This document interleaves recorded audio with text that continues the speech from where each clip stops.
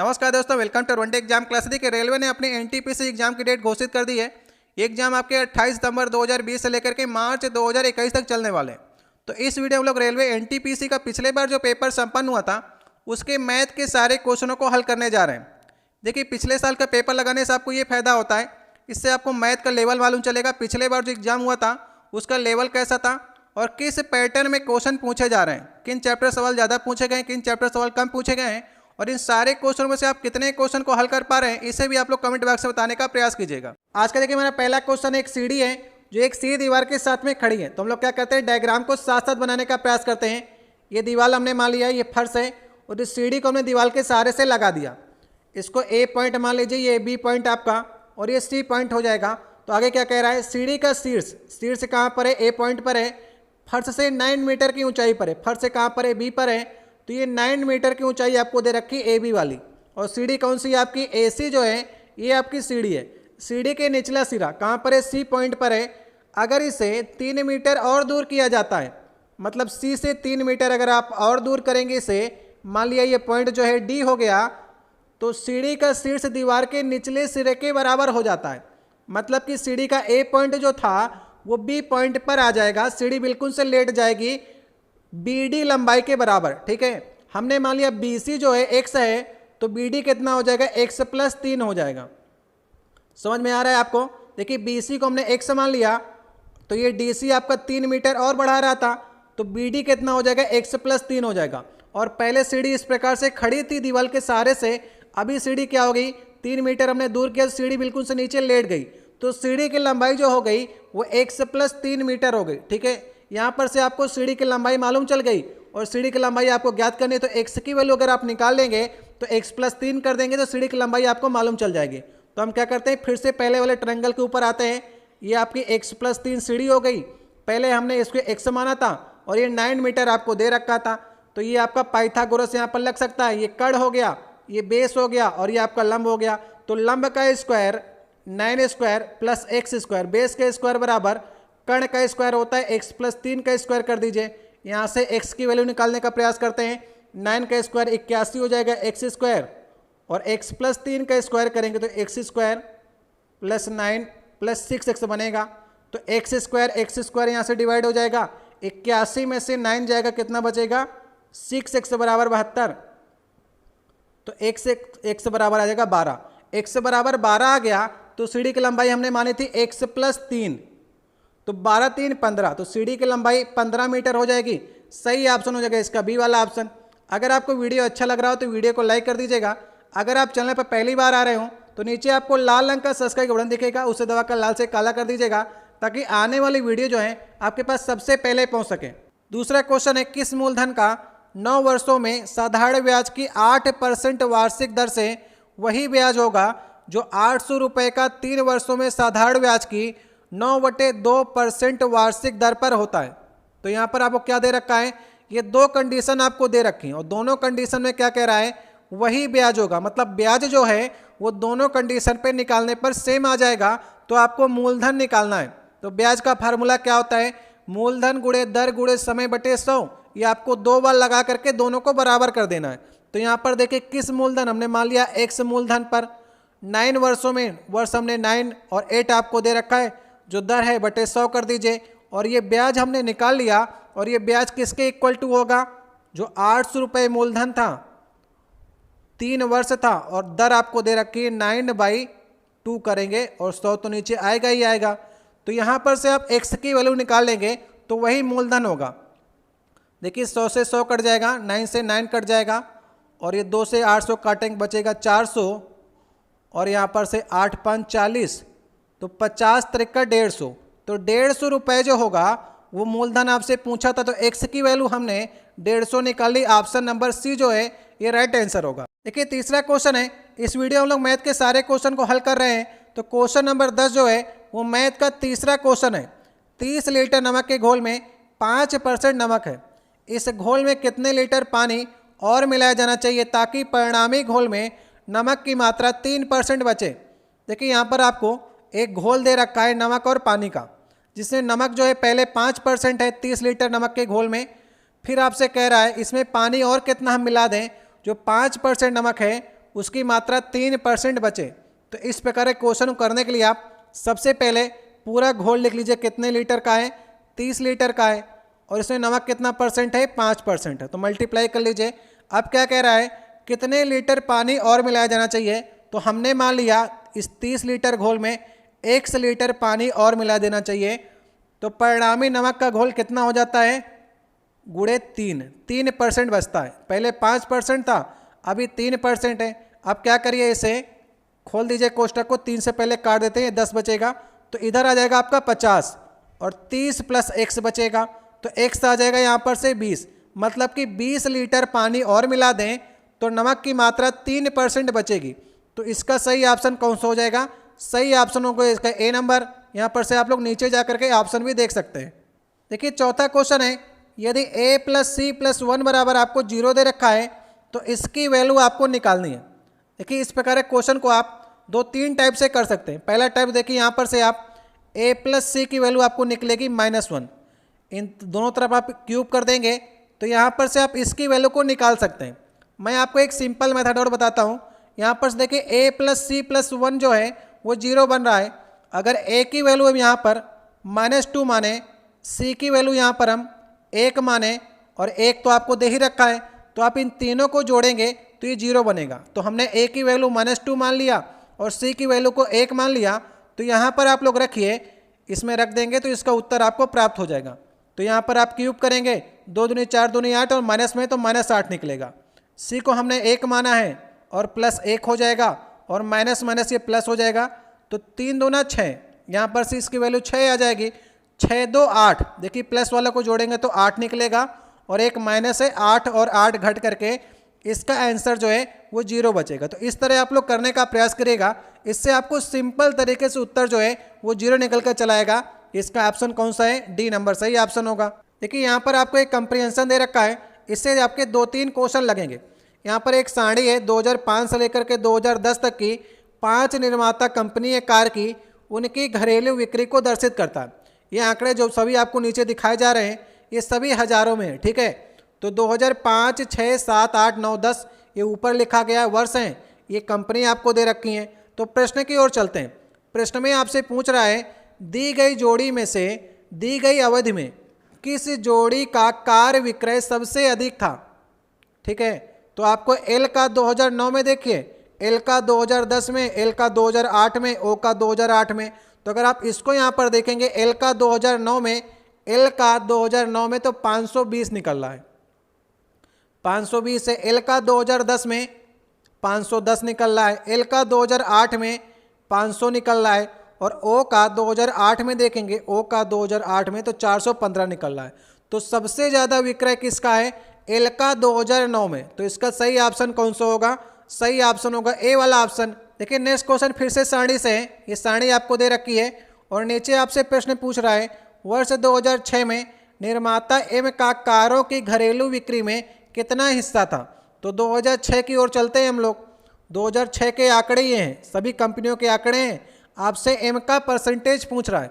तो 2006 में सभी कंपनियों का आप लोग जोड़ लीजिए कितनी बिक्री हुई है, 480, 410, 390, 380 और 440 को जोड़ेंगे तो ये बनेगा जाकर के 2100।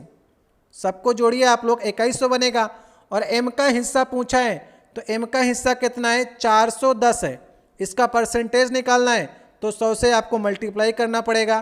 तो 0 0 काटने का प्रयास करिए, इसको 0 0 काटेंगे आप तो ये 410/21 करेंगे तो 410/21 19.5% बनेगा। 19.5% देखिए ऑप्शन में है कि नहीं, बिल्कुल है, पहले वाले ऑप्शन में है। तो पहला वाला ऑप्शन इसका सही ऑप्शन हो जाएगा। एक क्वेश्चन देखिए और है सीरीज से, यहाँ पर आपसे पूछा है 2010 में किस निर्माता की बिक्री में पिछले वर्ष की तुलना में अधिकतम प्रतिशत वृद्धि दर्ज की गई है। तो लोग देखते हैं 2010 में आपसे पूछा है 2010 में किस कंपनी की वृद्धि जो है पिछले वर्ष से अधिकतम हुई है। देखिए 520 से 510 हो गया तो ये तो कमी हो गई ना, वृद्धि कहाँ हुई, ये तो गलत हो गया। 420 से 430 10 ही की वृद्धि हुई है। 420 से 495 लगभग यहाँ पर देखेंगे आप 75 की वृद्धि आपको नज़र आ रही है। और 440 से 500 में 60 की वृद्धि हो रही है और इसमें 10 की हो रही है। तो अगर आप इन दोनों में परसेंटेज को निकालेंगे तो 75 वैसे भी ज़्यादा है और परसेंटेज भी निकालने पर भी आपको n जो है उसकी वृद्धि अधिकतम आपको मिलेगी। तो इसका सही ऑप्शन कौन सा होगा? सही ऑप्शन होगा इसका सी वाला ऑप्शन। 8वां क्वेश्चन है, यदि भाजक x+2 है, भागफल 4x-5 है, शेषफल आपको 12 दे रखा है, तो भाज्य आपको निकालना है। तो सबसे पहले हम सिंपल तरीके से जानते हैं भाजक क्या होता है, भाज्य क्या होता है, भागफल क्या होता है। मान लिया 13 कोई संख्या है, इस पर हमने 4 से भाग दिया तो कितनी बार जाएगा?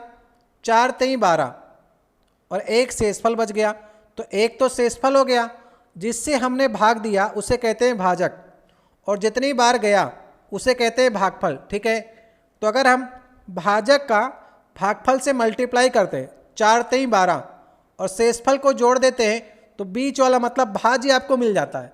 तो आपको क्या करना है, भाजक को भागफल से मल्टीप्लाई करके शेषफल जोड़ देंगे तो भाज्य आपको मिल जाएगा। यही काम आपको इसमें करना है। x+2 को 4x-5 से मल्टीप्लाई करके 12 जोड़ देना है, भाज्य आपको मिल जाएगा। तो यहाँ पर से आप अंदर मल्टीप्लाई करेंगे तो ये समीकरण बन जाएगा 4x² + 3x+2। तो 21 ऑप्शन में आपको दिख रहा है। यहाँ पर से आप लोग ऑप्शन को डिसाइड करिए, 3x आना चाहिए +2 आना चाहिए। तो बी वाला ऑप्शन जो है इसका सही ऑप्शन होगा। तो इस प्रकार से आप भाज्य को निकाल सकते हैं।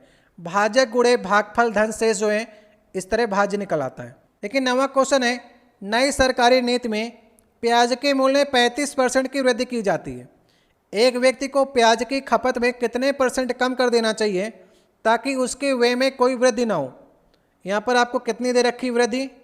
35/100 निकाली यहाँ पर परसेंटेज से, तो 5 सतह 35 और 7/20। तो पहले मान लीजिए 20 थी और अब वृद्धि करके उसका रेट जो है 27 कर दिया गया, 7 बढ़ा दिया गया ना, ऊपर वाला बढ़ाया गया, तो 20 से 27 हो गया। और प्याज की खपत को कितने % कम करना चाहिए? तो अगर 27 से वो फिर से 20 में आ जाता है तो 7/27 × 100, तो उसके वे में कोई वृद्धि नहीं होगी। 700/27 करेंगे, उत्तर आएगा 26%। तो कहाँ पर लिखा गया ऐसा? सी ऑप्शन में लिखा गया, इसका सी ऑप्शन सही ऑप्शन होगा। 10वां क्वेश्चन है, अतुल और विनय एक साथ मिल करके एक काम को 5 दिनों में पूरा कर सकते हैं। यदि विनय अकेला इसी काम को 8 दिनों में समाप्त कर सकता है तो अतुल अकेला उसी काम को कितने दिन में समाप्त करेगा? तो सबसे पहले हम क्या करते हैं, दोनों की क्षमताओं को निकालने का प्रयास करते हैं। अतुल और विनय मिल करके 5 दिन में पूरा करते हैं और विनय अकेला इसे 8 दिन में करता है। इन दोनों का एलसीएम जो आएगा कितना आएगा? 40 आ जाएगा। 40 जो एलसीएम आया, हमने इसे टोटल वर्क मान लिया। तो यहाँ पर से निकालिए 5 8 40, 40 में 5 से भाग देंगे तो 8 आएगा और 40 में 8 से भाग देंगे तो 5 आ जाएगा। मतलब कि विनय की क्षमता जो आ गई वो 5 आ गई और अतुल और विनय की क्षमता जो मिला करके 8 है, तो 8 - 5 करेंगे तो अतुल की क्षमता निकल कर आएगी 3। दोनों की क्षमता मिलाने पर 8 हो रही है, विनय की 5 है तो अतुल की हो जाएगी 3 और टोटल वर्क कितना है? 40। अतुल जो है वो एक दिन में 3 ही काम करता है और टोटल काम 40 है, तो कितने दिन में करेगा? 40/3 दिन में करेगा। तो कहाँ पर लिखा गया? ए वाले ऑप्शन में लिखा गया है। तो ए वाला ऑप्शन जो होगा सही ऑप्शन होगा। 11 नंबर क्वेश्चन है, यदि दो संपूरक कोण 11:7 के अनुपात में है तो छोटा कोण आपको निकालना है। इस प्रश्न में गलती की गई है, जहाँ पर संपूरक इसने लिख दिया है, यहाँ पर इसे पूरक लिखना चाहिए था। पूरक लिखता या फिर कोटि पूरक लिखता तब जाकर के इसका उत्तर आपको प्राप्त होगा। तो संपूरक इसने गलत लिख दिया है। अगर आपने पहला कोण 11x मान लिया, दूसरा कोण 7x मान लिया, तो अगर पूरक यहाँ पर लिखता तो दोनों का योग जो होता है वो 90 डिग्री होता है। तो अगर आप ऐसे निकालेंगे तब जाकर के आपको उत्तर प्राप्त होगा, वरना संपूरक कोणों का योग तो 180 होता है ना, तो वहाँ पर से आपको उत्तर नहीं मिलेगा। यहाँ पर से आपको 18x = 90 निकलेगा, तो x बराबर आ जाएगा 18 × 5 = 90, x बराबर आ गया 5, तो सबसे छोटा कोण हो जाएगा 7 × 5 = 35। सबसे छोटा कोण जो होगा वो 35 डिग्री का होगा। तो ऑप्शन नंबर यहाँ पर आप देख सकते हैं ए ऑप्शन दिया गया, तो ए ऑप्शन इसका सही ऑप्शन होगा। अगर आप इसे संपूरक कोण से लगाते हैं तो 18x = 180 के आता, तो x बराबर कितना? 10 के आ जाता। x बराबर 10 के आता, सबसे छोटा कोण जो है वो 70 डिग्री का निकलता। तो 70 तो ऑप्शन में है नहीं, इसलिए इसने गलती की है, या तो प्रश्न को हटाना चाहिए या तो इसे सबको 1 नंबर इसमें मिलना चाहिए। देखिए 12 नंबर क्वेश्चन है, यहाँ पर आपको 2 कथन दिए गए हैं। इन दोनों कथनों को आपको ध्यान से पढ़ना है और बताना है आपको इन दोनों कथनों में से कौन से कथन आपको सही लग रहा है। पहला में आपको दिया गया है, दिए गए 2 बिंदुओं से कम 3 सीधी रेखाएं खींचना संभव है। पहला कथन आपको दिया गया है, आपने इसे ध्यान से पढ़ा, थोड़ा सा सोचने का प्रयास करिए। दूसरे में आपको लिखा गया है, यदि एक कोण की भुजाएं क्रमशः दूसरे कोण की भुजाएं के समांतर हैं तो दोनों कोण ना तो बराबर हैं और ना ही अनुपूरक हैं। तो बताइए इनमें से आपको कौन सा कथन सही लग रहा है। अगर आप 2 बिंदु खींचते हैं, ये 2 बिंदु हैं मान लीजिए, इनमें से कम 3 सीधी रेखाएं खींचना संभव है। 2 बिंदुओं से सिर्फ एक ही रेखा खींची जाती है, तो 3 सीधी रेखा खींचना संभव है, ये तो गलत हो गया, तो पहला कथन गलत। दूसरे में लिखा गया है, यदि एक कोण की भुजा दूसरे कोण की भुजा के समांतर है। मान लिया हमने ये रेखा खींची, एक कोण हमने ऐसे बना लिया कोई, और दूसरे कोण की भुजा के समांतर एक रेखा और खींच ली, तो दोनों कोण ना तो बराबर हैं। अगर दोनों कोण की बात करेंगे, दोनों कोण संगत कोण होते हैं, दोनों कोण बराबर हैं, और ना ही अनुपूरक है। तो इसका कथन गलत हो गया, ये भी गलत, ये भी गलत हो गया, क्योंकि ना तो बराबर है कह रहा है, जबकि ये बराबर हैं और अनुपूरक भी हैं। तो ना तो पहला सही है और ना तो दूसरा सही है। तो कौन सा ऑप्शन सही होगा? 1 और 2 दोनों सही नहीं है, पहला ऑप्शन सही होगा। 13 नंबर क्वेश्चन है, देखिए 15 और 85 के बीच में कितने प्राकृतिक संख्याएं हैं जो 7 से डिवाइड होती हैं। कैसे निकालेंगे आप? 7 के मल्टीपल को देखने का प्रयास करिए। देखिए पहला मल्टीपल कितना होगा? 21 होगा। 15 और 85 के बीच में जो 7 से डिवाइड संख्या होगी, पहली होगी 21, 7 21 होता है, 7 28, और इसी प्रकार आप 7 का मल्टीपल लिखने का प्रयास करेंगे तो उससे आपको संख्याएं मिलती चली जाएंगी। कितनी संख्याएं होंगी? 49 होगा, 56, 63, 70 और 77, एक 84 भी होगा। तो बीच की पूछी है तो इनको गिन लीजिए, 3 3 6, 3 3 9, 1 10। तो टोटल आपको 10 ऐसी संख्या मिलेंगी जो 7 से डिवाइड होंगी 15 और 85 के बीच में। सही ऑप्शन होगा इसका बी नंबर। तो ये बी ऑप्शन यहाँ पर से देख सकते हैं आप। 14 नंबर क्वेश्चन है, एक बटन का माध्य आपको 21 दे रखा है, मानक विचलन 7 दे रखा है, तो विचलन गुणांक आपको निकालना है। ऐसे क्वेश्चन जो है विचलन गुणांक के, प्रसरण के, ये सारे क्वेश्चन पिछले बार एनटीपीसी एग्जाम में पूछे गए थे। तो आप लोग इनके फार्मूलों को ध्यान रखिएगा। विचलन गुणांक बराबर होता है मानक विचलन 7 आपको दे रखा है, अपान माध्य 21 आपको दे रखा है, मल्टीप्लाई 100 कर दीजिए। तो 700/21 करेंगे तो उत्तर आ जाएगा 7 21 33.33% आएगा। तो इसका सही ऑप्शन होगा सी वाला ऑप्शन। तो आप यहाँ पर से फार्मूले को याद भी कर लीजिएगा। क्या? विचलन गुणांक बराबर मानक विचलन अपान माध्य मल्टीप्लाई 100। ठीक है, आगे ढेर सारे आप इसके प्रैक्टिस सेट लगाएंगे एनटीपीसी के, तो वहाँ पर आपको ये फार्मूला लिखा नहीं मिलेगा, आपको डायरेक्ट सवाल लगाना होगा। तो इसी फार्मूले से आप लगा सकते हैं। 15 नंबर क्वेश्चन है, नवीन एक गैस सिलेंडर और एक स्टोव जो है 4500 रुपये में खरीदता है। वह एक गैस सिलेंडर में 25% का लाभ पाता है और स्टोव में 20% की हानि पर बेच देता है, तो पूरी बिक्री में उसे 4% का लाभ होता है। तो गैस सिलेंडर का क्रय मूल्य आपको ज्ञात करना है। ठीक है, 4500 रुपये में खरीदा था और गैस सिलेंडर को 25% के लाभ पर, स्टोव को 20% की हानि पर बेच देता है, तो पूरी बिक्री में उसे लाभ होता है। तो सिलेंडर का मूल्य आपको निकालना है।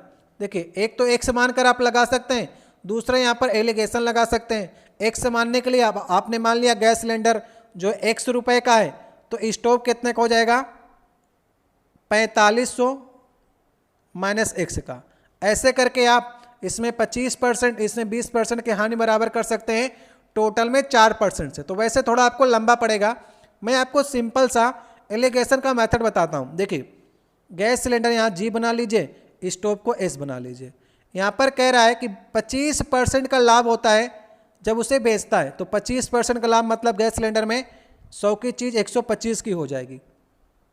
स्टोव में 20% की हानि होती है, तो 100 की चीज़ 80 में बेच रहा है, टोटल में उसे 4% का लाभ हो रहा है। तो एलिगेशन है बीच में आप 104 लिख लीजिए, 4 का लाभ हो रहा है ना, तो 104 हो जाएगी, 100 की चीज़ 104 में बेचेगी।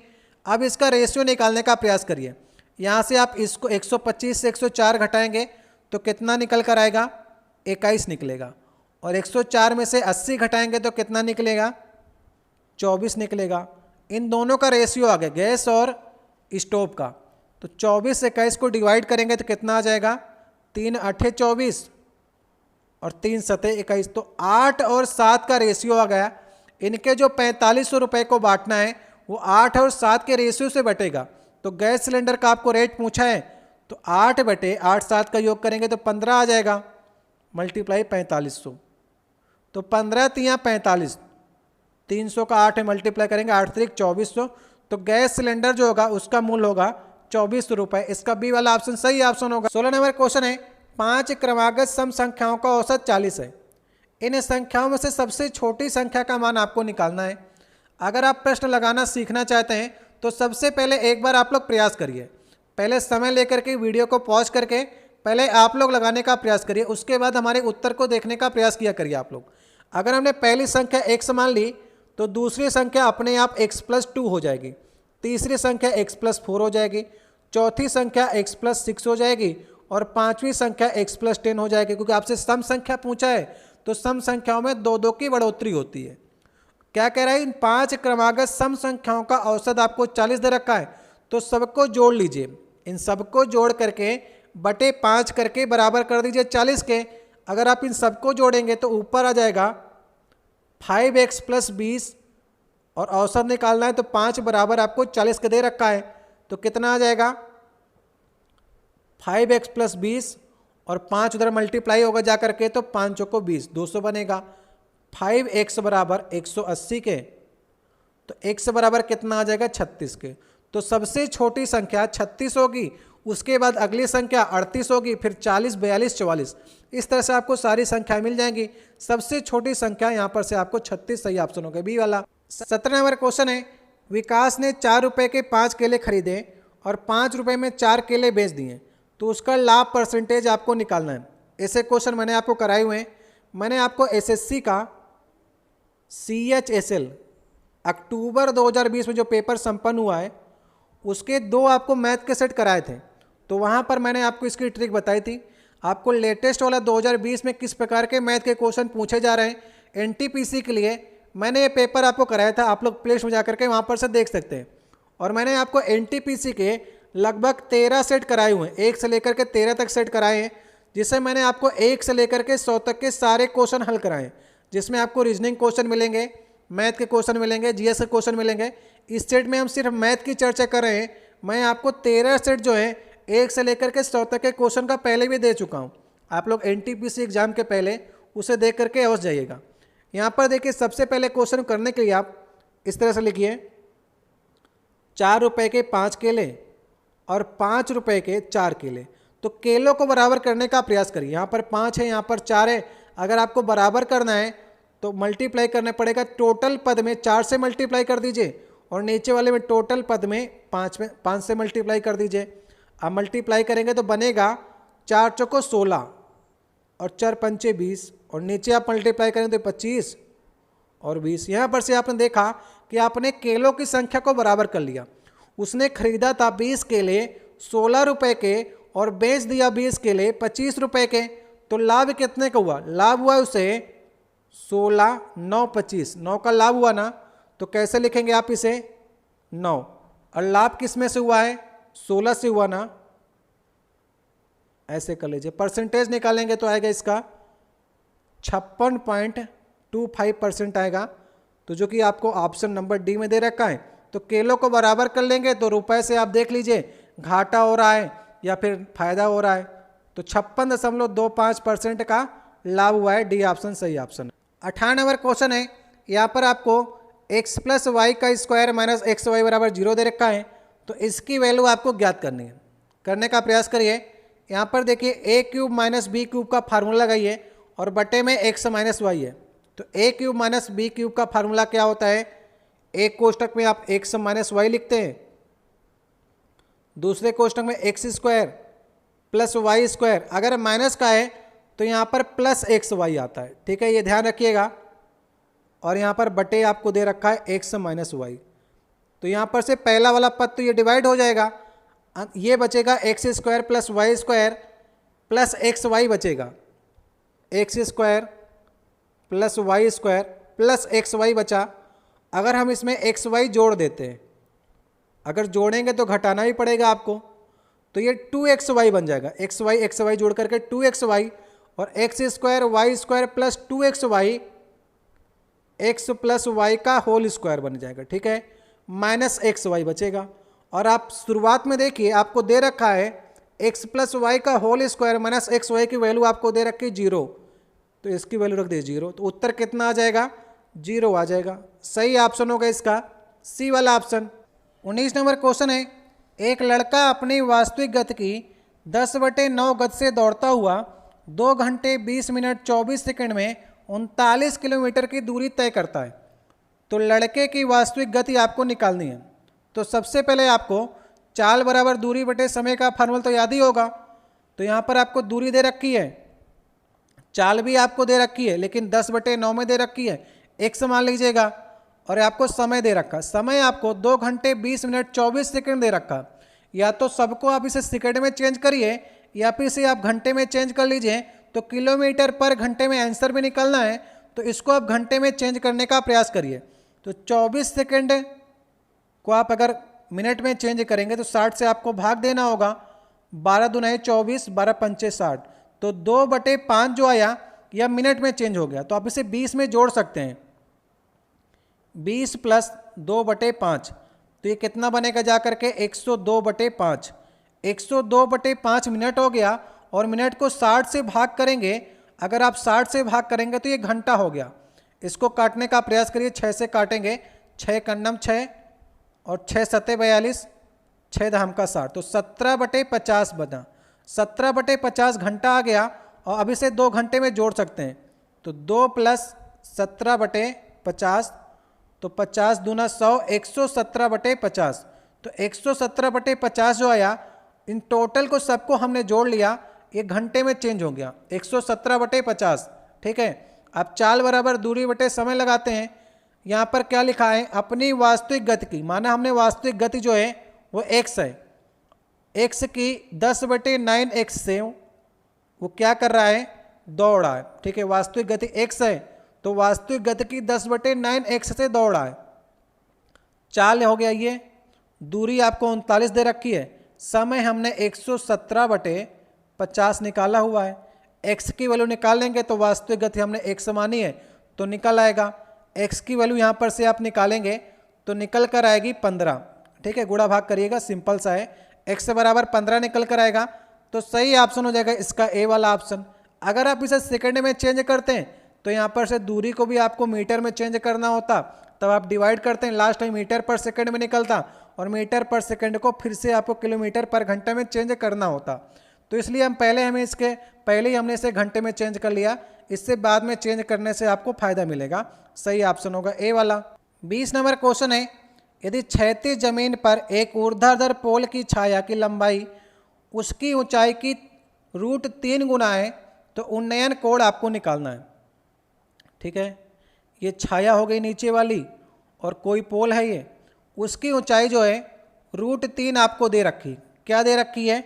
ऊर्ध्वाधर पोल की छाया की लंबाई, नीचे वाली आपको छाया की लंबाई √3 दे रखी है। ऊंचाई की मतलब ऊंचाई अगर हमने x मान लिया तो नीचे वाली होगी √3x। तो आपको उन्नयन कोण मतलब कि ये वाला कोण थीटा निकालना है आपको। अगर यहाँ पर आप tan थीटा लगाएंगे तो tan थीटा क्या होता है? लंब बटे आधार होता है। तो x बटे √3x, यहाँ पर से x कट जाएगा, tan थीटा बराबर 1/√3, और √3 किसकी वैल्यू? 1/√3 किसकी वैल्यू होती है tan में? तो 30 डिग्री की होती है। सही ऑप्शन होगा इसका सी वाला ऑप्शन। 21 नंबर क्वेश्चन है, यदि एक जनसंख्या का मानक विचलन आपको 6.5 दे रखा है तो प्रसरण क्या होगा? ठीक है, प्रसरण का फार्मूला भी आपको याद करना है। प्रसरण बराबर होता है मानक विचलन का स्क्वायर। ठीक है, इसका स्क्वायर कर दीजिए, उत्तर आपको मिल जाएगा।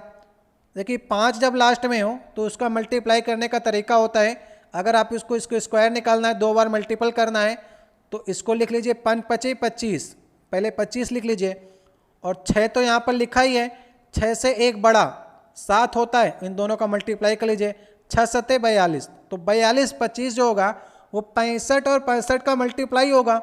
लेकिन 2 अंक में दशमलव लगाना पड़ेगा, तो 42.25 जो होगा इसका उत्तर निकल कर आएगा। तो एक फार्मूला आपने यहाँ से याद किया, प्रसरण बराबर होता है मानक विचलन का स्क्वायर, इसे आप लोग याद कर लीजिएगा। 22 नंबर क्वेश्चन है, दो संख्याओं का HCF 19 है, LCM 665 है, पहली संख्या 95 तो दूसरी संख्या आपको निकालनी है। तो पहली संख्या गुणे दूसरी संख्या बराबर LCM गुणे HCF होता है, ये आपने फार्मूला पढ़ा होगा। इसे आप डिवाइड करेंगे तो x की वैल्यू आएगी 133 निकल करके, ठीक है। तो अगर आप NTPC का पेपर देने जा रहे हैं तो कैलकुलेशन को अपनी तेज करिएगा, तभी आप वहाँ पर मैथ के सारे क्वेश्चनों को लगा पाएंगे। तो x बराबर 33, तो दूसरी संख्या हमने x मानी थी, सही ऑप्शन होगा इसका बी वाला ऑप्शन। देखिए फिर से यहाँ पर एक कंप्रीहेंशन आया है, इससे 2-3 क्वेश्चन आपके लगेंगे, इसलिए कंप्रीहेंशन को आप लोग अच्छे से पढ़ने का प्रयास करिएगा। 60 विद्यार्थियों के समूह में 25 क्रिकेट खेलते हैं, 30 फुटबॉल खेलते हैं, 24 वॉलीबॉल खेलते हैं। 10 क्रिकेट और फुटबॉल जो हैं वो दोनों खेलते हैं, 9 क्रिकेट और वॉलीबॉल खेलते हैं, 12 फुटबॉल और वॉलीबॉल और फुटबॉल खेलते हैं, 5 तीनों खेल को खेलते हैं। तो नीचे लिखे गए 2-3 प्रश्न उसके आपको उत्तर देने होंगे। तो सबसे पहले क्या करिए, डायग्राम बनाने का प्रयास करिए। डायग्राम बना लेंगे तो सारे क्वेश्चन आपके लग जाएंगे। 3 देखिए गोले हैं जो आपको इस प्रकार बनाने पड़ेंगे। पहला वाला क्रिकेट का होगा, दूसरा वाला हमने फुटबॉल का मान लिया और तीसरा वाला वॉलीबॉल का मान लिया, ठीक है। तो सबसे पहले आप लोग रखिए जो तीनों खेल खेलते हैं, तो ऐसे 5 लोग हैं, तो ये तीनों गोले के बीच में आप 5 लोग को लिख दीजिए। इस प्रकार से लिखने का प्रयास करिएगा, पीछे से चलिएगा, पहले तीनों को लीजिएगा फिर 2-2 को उठाने का प्रयास करिए। देखिए क्रिकेट और फुटबॉल 10 लोग खेलते हैं, क्रिकेट और फुटबॉल के गोले में आपको 10 लोग को रखना है। 5 पहले ही आप रख चुके हैं, तो यहाँ पर 5 और रख लीजिए, ठीक समझ में आ रहा है। इसके बाद क्या कह रहा है, 9 जो हैं क्रिकेट और वॉलीबॉल खेलते हैं। तो देखिए यहाँ पर हमने 5 जो हैं वो तीनों खेलते हैं और 9 दोनों खेलते हैं, तो यहाँ पर 4 आपको रखना होगा। 4 रखेंगे तो अब क्रिकेट और वॉलीबॉल के गोला अगर आप देखेंगे दोनों मिला करके तो 9 लोग हो जाएंगे। नेक्स्ट में कह रहा है कि 12 वॉलीबॉल और फुटबॉल खेलते हैं। वॉलीबॉल और फुटबॉल 12 हैं, 5 पहले ही आप रख चुके हैं, तो 7 यहाँ पर रखेंगे। तो ये यहाँ पर आप देख चुके हैं कि आपने इसको कंप्लीट कर दिया। अब टोटल वाला के ऊपर चलते हैं हम लोग। टोटल कह रहा है 25 लोग क्रिकेट खेलते हैं। इसमें देखिए 5, 5, 10, 4, 14 हो चुके हैं, तो टोटल 25 लोगों को खिलाना है। तो बाहर केवल क्रिकेट खेलने वाले की बात करेंगे तो केवल क्रिकेट खेलने वाले 11 लोग निकल कर आए, लेकिन क्रिकेट के गोले में देखेंगे तो 25 हमारे पूरे हो गए। फुटबॉल की ओर चलते हैं, फुटबॉल 30 कह रहा है खेलते हैं, 5, 5, 10, 7, 17 हो चुके हैं, 13 और कर देंगे तो फुटबॉल के गोले में 30 कंप्लीट हो जाएंगे। 24 वॉलीबॉल खेलते हैं, 5, 4, 9 और 9, 7, 16 टोटल करना है आपको 24, तो 8 इसमें आप रख दीजिए। 8 रख देंगे तो 24 वॉलीबॉल के गोले में कंप्लीट हो जाएंगे। टोटल विद्यार्थी कितने हैं, विद्यार्थी टोटल हैं आपके 60।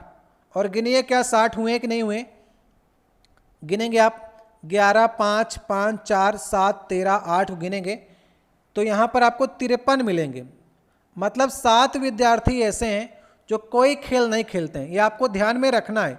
आगे क्वेश्चन मिलेगा तो आपको इन सबको अंदर वाले को जोड़ना होगा। टोटल 7 विद्यार्थी हैं, घटाना होगा तो 7 ऐसे विद्यार्थी हैं जो कोई खेल नहीं खेलते। अब प्रश्न की ओर चलते हैं, कितने विद्यार्थी केवल क्रिकेट खेलते हैं। अगर केवल क्रिकेट की बात करेंगे तो 11 लोग ऐसे हैं जो केवल क्रिकेट खेलते हैं, ठीक है। अब नेक्स्ट वाला यहाँ पर देखिए क्वेश्चन आपसे पूछेगा कि फुटबॉल और वॉलीबॉल खेलने वाले, केवल फुटबॉल और वॉलीबॉल खेलने वाले ये आपसे पूछेगा, तो यहाँ पर 7 ऑप्शन होगा। अब मैं इसको मिटा रहा हूँ, आप लोग कहीं पर लिख लीजिएगा। अब नेक्स्ट क्वेश्चन की ओर चलते हैं, तो इसका ऑप्शन ए नंबर सही है। और यहाँ पर देखिए कितने विद्यार्थी इनमें से कोई खेल नहीं खेलते हैं। तो मैंने आपको बताया आपने 53 जोड़े थे ना, तो 60 में से 53 घटा देंगे तो 7 आ जाएगा। तो ऐसे कितने विद्यार्थी हैं जो कोई खेल नहीं खेलते हैं, तो इसका सही ऑप्शन होगा सी वाला ऑप्शन।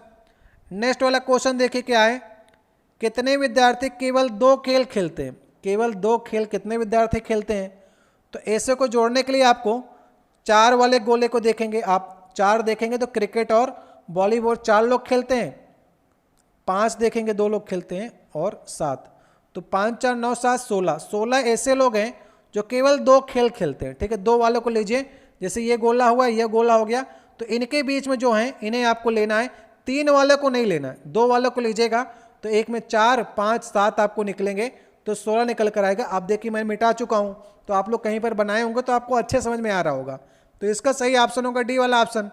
26 नंबर क्वेश्चन है, यदि एक त्रिभुज के कोणों का अनुपात 2:5:8 है तो सबसे बड़े कोण का मान आपको ध्यान रखना, ज्ञात करना है। तो कैसे करेंगे आप, थोड़ा जल्दी करते हैं, सरल क्वेश्चन है। 2x + 5x + 8x बराबर आपको 180 करना होगा। 5 2 7, 8 7 15, 15x बराबर 180 के बनेगा, तो x बराबर आ जाएगा 12 के।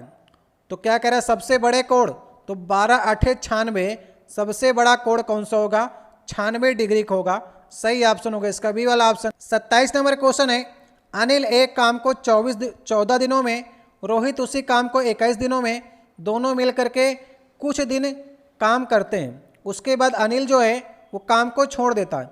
रोहित ने 3 दिन तक अकेले काम किया, तो इस काम को समाप्त होने में कितने दिन लगेंगे, लगाने का प्रयास करिए। मैं आपको इसकी क्षमता तब तक निकालने का प्रयास करता हूँ। अनिल और रोहित की क्षमता निकालिए। अनिल और रोहित की क्षमता निकालेंगे, 14 दिनों में करता है, 21 दिनों में। एलसीएम लेंगे तो आ जाएगा 21, और भाग करेंगे अगर आप, 21 नहीं 42 आएगा इसका एलसीएम, तो 42 जो होगा वो टोटल वर्क होगा। तो 14 3 42 और 21 दूना 42। तो अनिल की क्षमता आ गई 3 की, और रोहित की क्षमता आ जाएगी 2 की। ठीक है, यहाँ पर से आपने 3 2 की क्षमता निकाल लिया। अब क्या कह रहा है, रोहित ने 3 दिन तक अकेले काम किया, और हमने माना टोटल काम जो है, जो एलसीएम था 42 वो टोटल काम था, और रोहित ने 3 दिन तक अकेले काम किया, और रोहित की क्षमता कितनी है, 2 क्षमता। एक दिन में वो 2 ही काम कर सकता है, तो 3 दिन में कितना करेगा, 6 काम करेगा।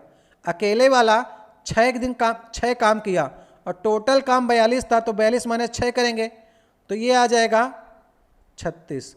मतलब 36 काम जो था वो दोनों मिलकर पहले किए होंगे, और दोनों की क्षमताएं अगर जोड़ेंगे, 3 2 5 हैं, तो 36/5, 36/5 दिन में दोनों ने काम किया, और 3 दिन अकेले रोहित ने काम किया। इन दोनों को जोड़ लीजिए आप, तो 5 3 15 और 36 कितना हो जाएगा, 15 36 51/5। ठीक है, 51/5 कुल दिन है जो कार्य समाप्त हुआ। तो सही ऑप्शन होगा बी वाला ऑप्शन। यहाँ पर से आप इसे सिंपल तरीके से कर सकते हैं, ऑप्शन नंबर 20 है। 28 नंबर क्वेश्चन है, 4 अलग अलग सड़क क्रॉसिंग पर ट्रैफिक लाइट क्रमशः 15 सेकंड, 18 सेकंड, 27 सेकंड और 30 सेकंड पर बदलती हैं। अगर वो क्रमशः 6:10 पर बदलती थी, तो वे एक साथ कितने बजे बदलेंगी, एक साथ पूछा है। ऐसे क्वेश्चन के लिए आपको 15, 18, 27 और 30 का आप एलसीएम ले लीजिए।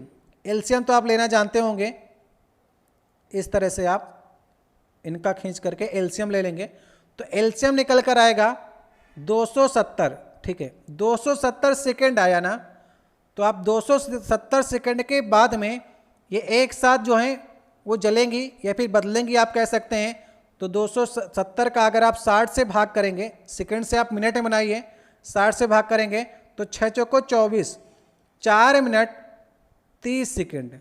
4 मिनट 30 सेकंड जो हैं 6:10 से 4 मिनट 30 सेकंड बाद, तो कितना हो जाएगा, 6:14 मिनट 30 सेकंड बाद। ए ऑप्शन को देखिए, इतने समय आपस में बदल जाएंगी। तो जब भी ऐसे क्वेश्चन आए तो सबसे पहले आप इनका एलसीएम ले लीजिए, और एलसीएम को सेकंड से आप मिनट में चेंज करेंगे तो 60 से भाग कर देंगे, तो 4 मिनट 30 सेकंड बाद, तो 6:10 पर एक साथ जली थी, तो 6:14 मिनट 30 सेकंड पर फिर से वो एक साथ बदलेंगी या फिर जलेंगी। सही ऑप्शन होगा इसका ए वाला ऑप्शन। 29 नंबर क्वेश्चन है, यदि ए बी का रेशियो आपको 3:4 दे रखा है, बी सी का 6:5 दे रखा है, तो ए रेशियो ए प्लस सी आपको निकालना है। यहाँ पर देखिए ए रेशियो बी आपको दे रखा है 3:4, और बी और सी का आपको दे रखा है 6:5, दोनों में बी कॉमन है। तो ए बी सी का आप लोग निकालने का प्रयास जब करते हैं तो बी को इक्वल करिए। बी को इक्वल करने के लिए आपको क्या करना पड़ेगा, ऊपर आप क्या करिए 6 का मल्टीप्लाई कर दीजिए, या फिर ऊपर आप ये कर सकते हैं ऊपर 3 का मल्टीप्लाई कर दीजिए और नीचे आप 2 का मल्टीप्लाई कर दीजिए, तो दोनों पद में होगा, जो भी होगा वो दोनों पद में होगा। तो यहाँ पर आप a का निकल कर आएगा 3 त्रिका 9, ठीक है, और ये 12 हो जाएगा। और नीचे आप 2 का करेंगे तो 6 दूनी 12 और ये 5 दूना 10। तो 9, 12, 10 का रेशियो आया ए बी सी में। ए बी का रेशियो दे रखा था, बी सी का रेशियो दे रखा था, तो हमने निकाल लिया ए बी सी तीनों का रेशियो एक साथ निकाल लिया 9, 12, 10, ठीक है। ए आप ए बटे ए प्लस सी आपसे पूछा है, तो 9, 12, 10 निकला है, तो ए कितना निकलेगा 9x और ए प्लस सी कितना निकलेगा 19x, x कट जाएगा 9 बटे 19 आ जाएगा। तो कौन सा ऑप्शन सही होगा, सी वाला ऑप्शन सही होगा। यहाँ पर से ये रेशियो निकलेगा सी ऑप्शन। 30 नंबर क्वेश्चन है, सोनम की आयु 8 वर्ष बाद उसके पिता की आयु की आधी होगी। 8 वर्ष पहले उनकी आयु का अनुपात 1:3 था, तो सोनम के पिता की वर्तमान आयु आपको ज्ञात करनी है। तो 8 वर्ष पहले आपको इनकी आयु का रेशियो दे रखा था 1:3, ये 8 वर्ष पहले था। और 8 वर्ष बाद कितना हो गया, आधी हो गई, मतलब कि रेशियो जो था 1:2 में हो गया, ठीक है। ये 8 वर्ष पहले थी और 8 वर्ष बाद, तो मतलब ये 16 वर्ष का डिफरेंस बीच में हुआ आपका, ठीक है। रेशियो क्या करते हैं, यहाँ पर देखिए रेशियो जो है वो बराबर नहीं है। यहाँ पर कितने का अंतर है, यहाँ पर अंतर है 2 का और यहाँ पर अंतर है 1 का। तो हम लोग क्या करते हैं, पहले अंतर को सेम करते हैं। तो अंतर को सेम करने के लिए आप सबसे पहले यहाँ पर नीचे वाले में आप 2 से मल्टीप्लाई कर दीजिए दोनों पदों में। अगर आप 2 से मल्टीप्लाई करेंगे तो यहाँ पर 2 हो जाएगा और ये 4 हो जाएगा। अब देखिए अंतर सेम आ गया, और दूसरा वाला जो पद है वो बड़ा भी होना चाहिए दोनों से। देखिए 1 से बड़ा 2 और 3 से बड़े 4। तो यहाँ पर से आप देखिए कि इनका डिफरेंस देखिए, 1 से 2 हो रहा है तो 1 बराबर 16 के, ठीक है, समझ में आ रहा है। 1 बराबर 16 के, 1 से 2 में अंतर देखिए 1 का आया, और दोनों का डिफरेंस था 8 साल पहले और 8 साल बाद, तो बीच का डिफरेंस 16 आ गया। तो अगर हम 1 को 16 मान लेते हैं तो 3 कितना का हो जाएगा, 16 3 48। मतलब कि अगर सोनम 16 साल की है तो उसका पिता 48 साल का होगा 8 वर्ष पहले। 8 वर्ष बाद मतलब कि वर्तमान की आपसे पूछी है, तो वर्तमान में 16 8 24, 24 साल की सोनम होगी, और 16 3 48 के पहले उसके पिता थे, अभी कितने के हो जाएंगे, 56 के हो जाएंगे। 48 8 56 के, तो आपसे सोनम की पिता की वर्तमान आयु पूछी है तो 56 वर्ष की होगी। तो इस प्रकार से आप रेशियो के मेथड है, जिसको मालूम होगा वो इसको समझ में आया होगा। बाकी आप एक्स से मान कर भी लगा सकते हैं। मैंने आपको रेशियो समझाने का प्रयास किया है। रेशियो सिंपल होता है, लेकिन आपको इसको पढ़ा होना चाहिए। 31 नंबर क्वेश्चन है, यहाँ पर देखिए आपको ये समीकरण दे रखा, इसकी आपको निकटतम वैल्यू ज्ञात करनी है। निकटतम के मतलब अप्रोक्स आपको मान के चलना है जितना भी है। तो इसको हम क्या करते हैं, 5 दशमलव इतना लिखा है तो इसको 5 मान लेते हैं, 44 53 को मान लेते हैं 44 50, अप्रोक्स जो भी मान सकते हैं आप, गुणे 3 मान लीजिए। इसको दशमलव हटाने का प्रयास करिए, अगर आप दशमलव से नहीं लगाना चाहते हैं तो ये 67 बन जाएगा। 999 है तो इसको 68 मान सकते हैं हम लोग, और ये 42 24 हो जाएगा, ठीक है। 42 24 मान सकते हैं, या फिर दशमलव है तो 25 मान लीजिए, 24 25 जो भी मान सकते हैं, जिस तरह आपको इजी लगे। तो अगर अप्रॉक्स की बात करेंगे, आंसर की बात करेंगे, निकालने को जल्दी से बात करेंगे, तो 42 और 44 को काट सकते हैं, क्योंकि ये अप्रॉक्स वैल्यू है। थोड़ा सा ये 1 पॉइंट एक्स्ट्रा बनेगी, 5 15 बटे 68, तो 15 चौके 60 होता है, ठीक है। 15 चौके 60 मतलब 1/4 आएगी, और 1/4 को आप 0.25 लिख सकते हैं। लेकिन हमने अप्रॉक्स में मानी है तो वैल्यू 2 पॉइंट कुछ करके आएगी, मतलब वैल्यू जो आएगी 0.2 ही आएगी। इतना अप्रॉक्स मान के चले हैं तो ऑप्शन नंबर जो ए है वो इसका राइट आंसर होगा। तो यहाँ पर से आप इस तरह अनुमान लगा सकते हैं कि 0.2 होगा, तो हमने तो दशमलव हटाने का प्रयास किया है तो 0.2 ही इसका उत्तर होगा। 32 नंबर क्वेश्चन है, मोहन एक जीन्स के अंकित मूल्य पर 15% की छूट देने के बाद 20% का लाभ कमाता है। जीन्स के क्रय मूल्य का अंकित मूल्य से कितना अनुपात होगा, ये आपको निकालना है, ठीक है। क्या कह रहा है, अंकित मूल्य पर 15% की छूट देने के बाद 20% का लाभ कमाता है। मतलब अगर 100 की चीज़ है तो 120 की तो उसने बेचा ही बेचा, क्योंकि 20% लाभ तो उसने कमाया ही। लेकिन 15% की छूट देने के बाद कमाया, मतलब पहले कितने की वस्तु रही होगी। इसको निकालने के लिए आप 100/85 कर दीजिए। 100/85 करेंगे तो कितना बनेगा जाकर के ये 2400/17 बनेगा। 2400/17। और आपसे पूछ क्या रहा है, अंकित मूल्य से कितना अनुपात है, क्रय मूल्य का अंकित मूल्य से कितना अनुपात है। तो हम लोग अंकित मूल्य जो है 2400/17 है, इसका क्रय मूल्य से अनुपात पूछ रहा है तो 100 बटे क्रय मूल्य हमने 100 माना था। 2400/17, 17 ऊपर जाएगा और 0 0 कट जाएगा तो 17/24 का अनुपात होगा। तो कौन सा ऑप्शन सही होगा, इसका ए वाला ऑप्शन जो है वो राइट ऑप्शन होगा। इस तरह से आप लगा सकते हैं इसे।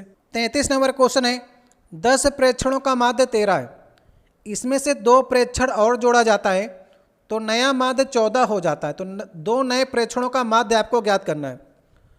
देखिए मेरा सिंपल तरीका होता है, पहले तो प्रयास करना है x से नहीं लगाने का, फिर अगर x से सरल पड़ रहा है तो x से लगा सकते हैं आप। यहाँ पर देखिए क्या करिए, 2 प्रेक्षण अगर आप और जोड़ते हैं 10 की बजाय 12 हो जाएं तो मान लीजिए हमने 13 13 के जोड़े।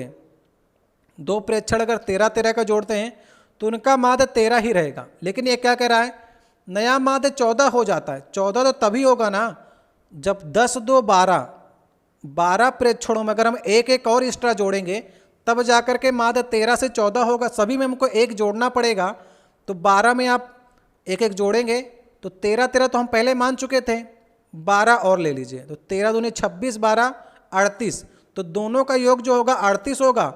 लेकिन आपसे माध्य पूछा है तो 38/2 कर देंगे तो एक का माध्य आ जाएगा 19, एक का माध्य आ जाएगा 19, 19 19 के दोनों होंगे। सही ऑप्शन होगा इसका ए नंबर ऑप्शन। 34 नंबर क्वेश्चन है, दिए गए गुणनफल, ये आपको गुणनफल दिया गया, ये आपका गुणनफल दिया गया है, इसके इकाई अंक ज्ञात करना है। जो भी गुणनफल आएगा उसका इकाई अंक ज्ञात करना है। तो इससे सिंपल सवाल तो हो ही नहीं सकता है। आप a की पावर कितने भी कर दें, 10 कर दें, 1000 कर दें, लास्ट में तो एक ही रहेगा। इसमें भी लास्ट में एक है तो इसमें भी लास्ट में एक रहेगा। एक एक का मल्टीप्लाई करेंगे तो इकाई अंक तो इसका एक ही आएगा। सही ऑप्शन होगा बी वाला।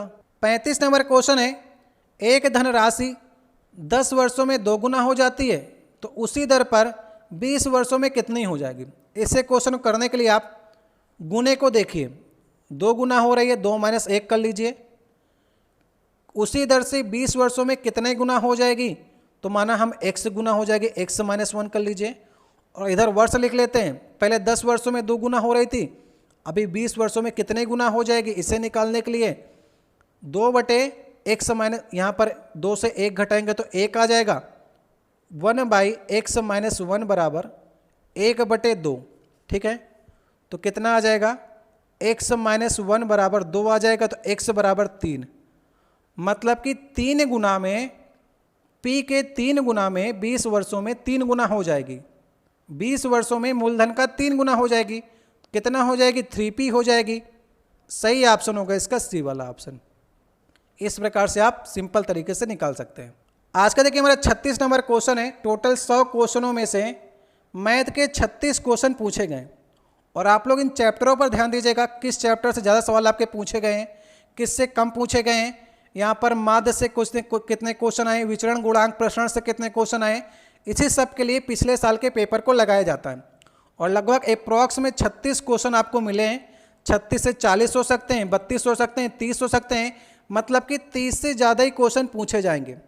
रेलवे जो है अपना आंकड़ा नहीं देता है कितने क्वेश्चन पूछेंगे एक टॉपिक से, तो 30 से 40 के बीच में मैथ के क्वेश्चन आपके पूछे जाएंगे। ये बात का आपको ध्यान रखना है। तो मैथ को आपको अच्छी करके चलना है। एक लड़का है रेलगाड़ी में बैठा, वो नोटिस करता है कि 60 सेकंड में 31 टेलीफोन के पोस्ट गिन सकता है और 2 पोस्टों के बीच की दूरी 60 मीटर की है। तो रेलगाड़ी की गति आपको निकालनी है। कैसे करेंगे आप, देखिए उसने 31 टेलीफोन पोस्ट गिना है, तो अगर 2 पोस्ट की बात करेंगे तो 2 पोस्टों के बीच की दूरी 60 है। तो पहला पोस्ट जो है और 2 पोस्टों के बीच की दूरी 60 है, अगर तीसरा पोस्ट लगाएंगे तो 60 60 120, मतलब 3 पोस्ट में दूरी हो गई 120 की। और अगर हम दूरी की बात करेंगे तो टोटल दूरी जो होगी 31 टेलीफोन पोस्ट की वो 30 × 60 होगी, क्योंकि पहले टेलीफोन पोस्ट से दूसरे टेलीफोन पोस्ट एक एक्स्ट्रा हो जाता है। तो यहाँ पर से दूरी निकल कर आएगी 1800 मीटर, ठीक है, 1800 मीटर दूरी निकली।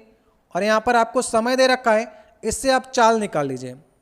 1800 भागे समय आपको 60 दे रखा है, इससे आप चाल निकाल लीजिए। 18 30 आ गई। चाल जो आ गई आपकी वो 30 मीटर पर सेकंड आ गई। आपको घंटे में चेंज करना है तो 18/5 से मल्टीप्लाई कर दीजिए। 5 छक्का 30, 18 छंगम 108। 108 किलोमीटर पर घंटा जो होगी वो इसकी चाल होगी, किसमें? किलोमीटर पर घंटा में। तो सही ऑप्शन होगा इसका बी वाला ऑप्शन। तो हमने आपको 36 मैथ के क्वेश्चन कराए हैं और आप लोगों ने इसमें से कितने क्वेश्चन किए हैं इसे आप कमेंट बॉक्स में बताने का प्रयास करेगा। हमने सारे क्वेश्चन आपको सबसे इजी मेथड जो था उससे बताने का प्रयास किया। जो एक्स से आपको सरल लगता है वो एक्स से हमने आपको बताया है। जो रेशियो से लग सकता था हमने उसको रेशियो से लगाया। जो एलिगेशन से लग सकता था उसे हमने एलिगेशन से लगाया है। और बाकी जितनी भी शॉर्ट ट्रिक थी वो हमने आपको सारी बताने का प्रयास किया है। लेकिन आप इसे तभी समझ पाएंगे जब आपने मैथ पहले कहीं पढ़ी होगी, ठीक है। जब तक आप मैथ पहले नहीं पढ़े होंगे ये वीडियो आपको कम समझ में आया होगा। आप एक्सेल लगाने का प्रयास कर रहे होंगे और हमने आपको शॉर्टकट मेथड बताया है। जितना आप शॉर्टकट लगाएंगे उतना आप 30 लगाने का प्रयास करेंगे। हमने आपको समझाने का प्रयास किया, इसलिए वीडियो आपको लंबा लग सकता है। जब एग्जाम हॉल पे लगाएंगे तो ये 30-36 क्वेश्चन जो हैं आपके 20 से 25 मिनट में लग जाएंगे, या फिर 30 मिनट मान के चल सकते हैं कि 30 मिनट में आपके मैथ के सारे क्वेश्चन लग जाएंगे। तो आपको समय पर्याप्त मिलता है। जीएस में आपको समय नहीं लगेगा, जो समय आपको लगेगा रीजनिंग और मैथ में लगेगा। तो इस पर आप लोग स्पीड और कैलकुलेशन को अपनी बढ़ा करके आप स्कोर को अच्छा कर सकते हैं। किसी प्रश्न में आपको डाउट हो तो आप कमेंट बॉक्स में कह सकते हैं। ये पिछले बार का एनटीपीसी का मैथ का हमने आपको पेपर कराया है। अगर आप मैथ के लेटेस्ट पेपर देखना चाहते हैं तो एसएससी CHSL 2020 का अक्टूबर में जो पेपर संपन्न हुआ है उसके भी हमने आपको 2 सेट करा रखे हैं। कुछ और सेट कराने का प्रयास करेंगे और रीजनिंग में आपको नई वाली कराएंगे, पुरानी सब कराने का प्रयास कर रहे हैं। आप लोग प्ले लिस्ट में जाकर के देखिएगा, जितने भी आपको वीडियो मिलेंगे रेलवे के वो सारे आप लोग एनटीपीसी के पहले देख लीजिएगा। मिलते हैं आपसे नेक्स्ट वीडियो में। अगर आप लोग इसका सेकेंड पार्ट चाहते हो, केवल मैथ का सेट चाहते हो तो आप कमेंट बॉक्स में कह सकते हैं। वैसे 13 सेट जो है 1 से लेकर के 100 तक के सारे क्वेश्चनों को मैंने आपको डाल रखा है। पिछले बार का एनटीपीसी का जो पेपर हुआ था, कुछ आगे और भी डालेंगे। अभी आपका 3 से 3 महीना पेपर चलेगा। जिसका पहले लगाओ वो लोग जल्दी से देख लीजिएगा और जिसका देर में लगेगा उसको कुछ नए सेट और मिल सकते हैं, ठीक है। मिलते हैं आपसे नेक्स्ट वीडियो में। बहुत बहुत धन्यवाद।